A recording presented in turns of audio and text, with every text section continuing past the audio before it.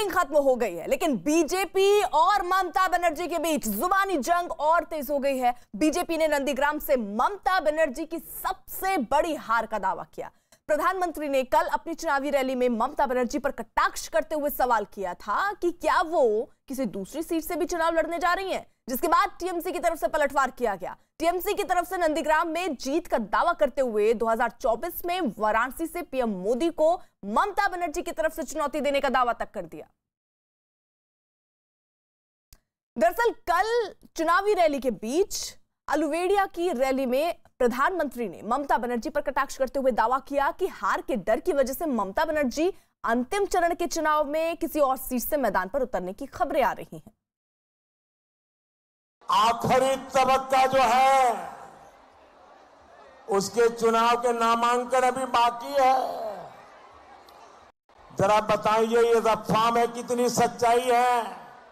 यहां जो लोगों में कानाफूसी चल रही है कि आप अचानक किसी एक सीट पर आखिर में फॉर्म भरने जा रही हो, क्या ये सच्चाई है क्या दीदी? पहली बार आप वहां गई, वहां की जनता ने दिखा दिया। अब कहीं और जाओगी, ये बंगाल के लोग तैयार बैठे हैं। टीएमसी ने ट्वीट करते हुए इसके जवाब में लिखा कि दीदी नंदीग्राम से जीत रही हैं, उनकी दूसरी किसी सीट से चुनाव लड़ने का कोई सवाल नहीं है। पीएम मोदी जी, लोगों को गुमराह करने की कोशिशें छोड़ दीजिए, इससे पहले कि वो बंगाल में नामांकन के आखिरी दिन आपका झूठ पकड़ लें। 2024 में आपको चुनौती मिलेगी, इसलिए अपने लिए सुरक्षित सीट खोज लें। In the middle of an election, saying that Mamata Banerjee will fight a second one because it's on the 6th of April is the next day for closing nominations. If they are so much in love with Bengal, then why don't Modi ji or Amit Shah ji consider filing a nomination for the last phase? We welcome them. Come fight. TMC को surrender करना चाहिए। और मुझे तो दूसरी खबर मिली है विश्वस्त सूत्रों से कि दीदी अब जा रही हैं बंगाल के किसी दूसरे विधानसभा से नामांकन करने के लिए, क्योंकि नंदीग्राम में उन्हें साफ तौर पे हार दिख गया है। इसलिए कोई बड़ी बात नहीं कि फोर्थ जो चरण 8वां चरण है उसमें से किसी विधानसभा को ये चिन्हित करके वहाँ नामांकन करें।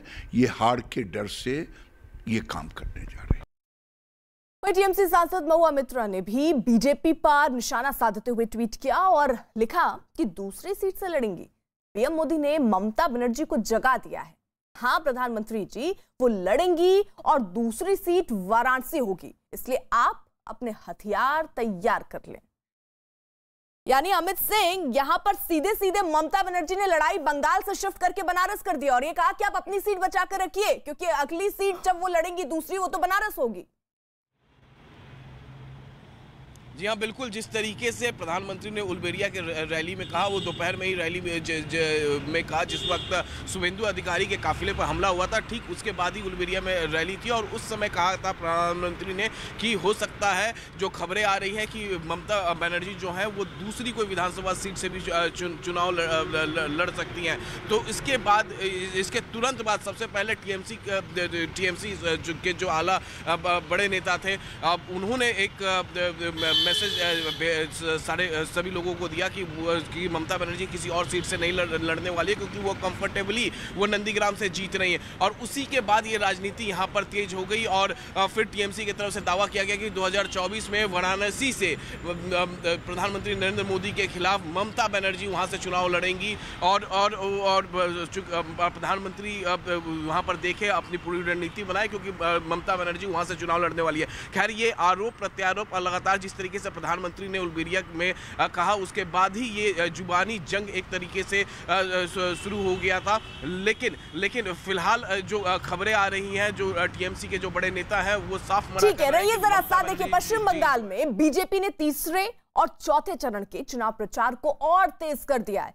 अमित शाह आज बंगाल के चुनावी दौरे पर हैं, जहां वो ताबड़तोड़ 4 जिलों में चुनाव प्रचार करेंगे। गृह मंत्री सुबह 11 बजे कूचबिहार, दोपहर 12:30 बजे अलीपुरद्वार वहां पर रोड शो करेंगे। इसके बाद 3 बजे दक्षिण 24 परगना और शाम 4:30 बजे हुगली में अमित शाह का रोड शो है। फिल्म स्टार और बीजेपी के स्टार कैंपेनर मिथुन चक्रवर्ती भी आज हावड़ा में रोड शो और जनसभाएं करेंगे। अमित सिंह का रुख कर लेते हैं। अमित, किस तरीके